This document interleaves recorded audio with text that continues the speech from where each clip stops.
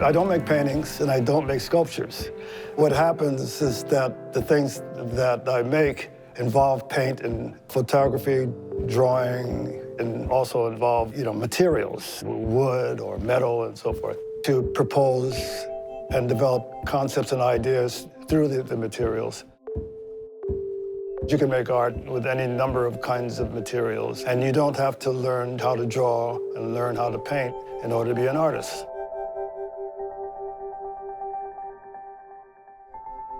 I was in a painting program, and I discovered that the whole process of painting didn't hold much meaning for me. There was an overwhelming sense that the whole thing is arbitrary. There was a perceived idea that a work of art was made from your imagination and from your intuition. I do believe that there is such a thing as intuition, and there is such a thing as the imagination.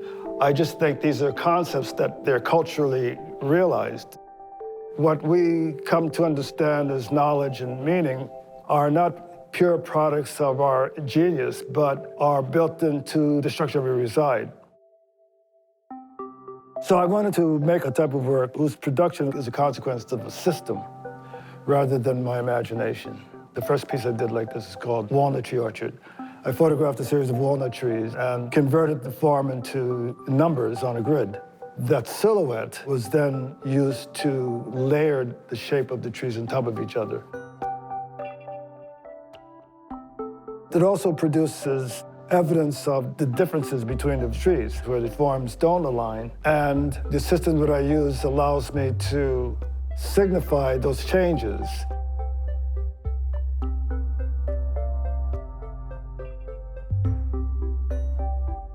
In a way, I'm trying to suggest that the kind of visual difference that happens in the system operates the same way that other concepts of difference happens in other domains. Politics, gender difference, race difference, class difference. In the drawings, we could see that those differences are constructed by the system. And in the social and political domain, the differences that we see are also constructed by a system.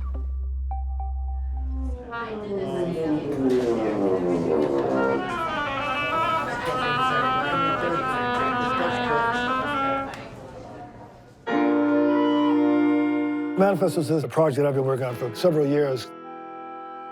I select a political manifesto, and I take that text and I convert the letters in the text to musical notes.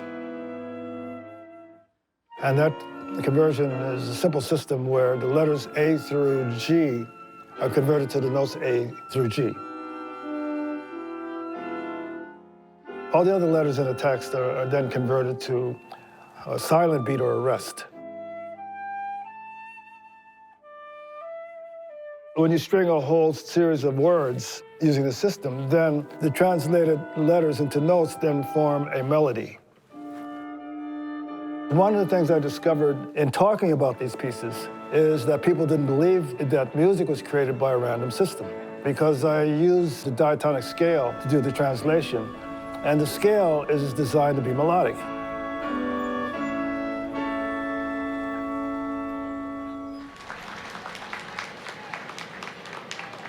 This project. It's been 10 years from its beginning, and it was a roller coaster. Often we didn't think it was going to happen, but somehow, finally, we're here. When I started the project, the Black Lives Movement, Ferguson started hitting the news, and I wanted to explore the core of the problem that makes these things persevere.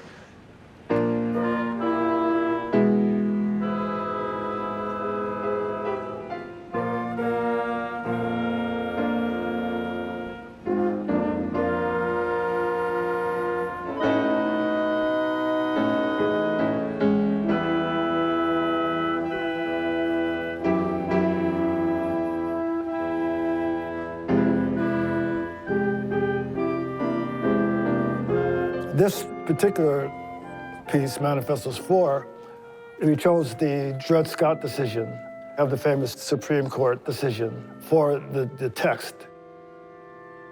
Dred and Harry Scott were born into slavery and sued for their freedom. The majority opinion was that in order to file a suit, you have to be a citizen. And he said it's impossible for Judd and Harriet to become citizens because they're not white.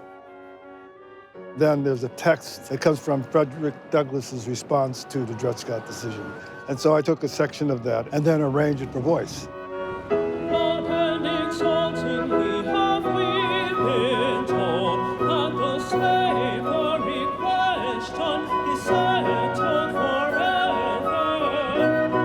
I think that the whole piece correlates so well with what's going on in the present day. And the same problems continue to exist. The legal system is based upon a certain logic, a certain linguistic framing.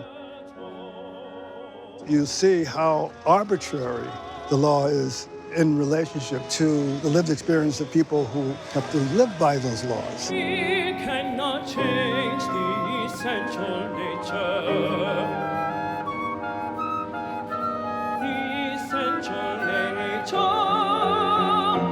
He cannot make evil good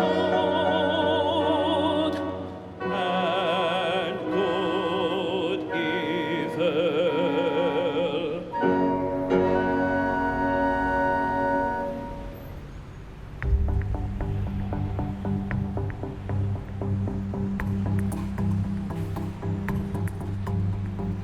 I wanted to know what vegetation life was in Times Square before the city was built. We found that one of the common plants was the sweet gum tree.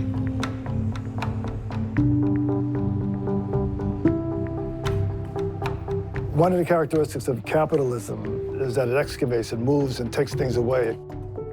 The appropriation of Native American land is a form of excavation. But Times Square is kind of the broader trope of capitalism. So my thought is that the upside-down tree would be a gesture to remind us that this site was produced as a consequence of removing what was there.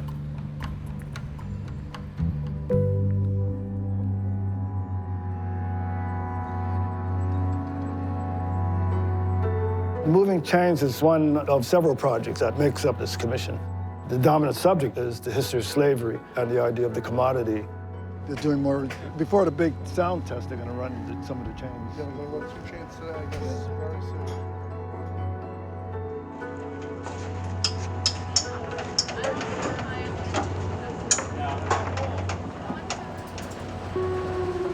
soon. Moving Chains is a structure, it's a type of barge.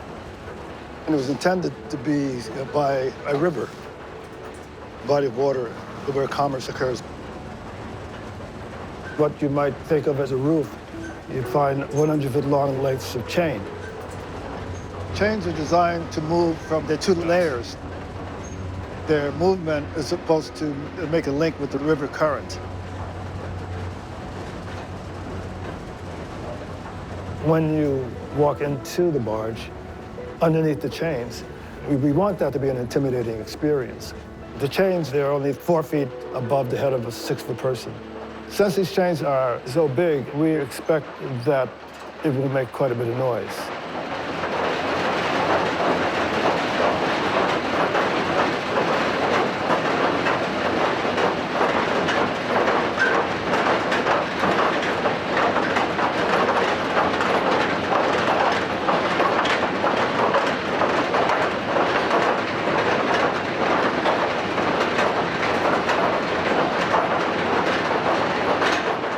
It's an intentionally theatrical strategy to make it be an intense emotional space, to give you empathy through metaphor of the terror and the horror of a slave ship.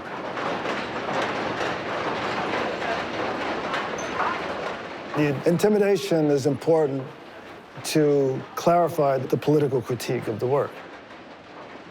That the structure really was foundational to the American economy.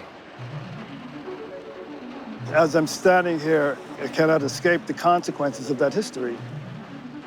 How do we improve the world? How do we improve life for everybody? And I don't know if that's possible. But when the bad things happen, we should complain about them in order to reduce them. We should not forget how things are put together.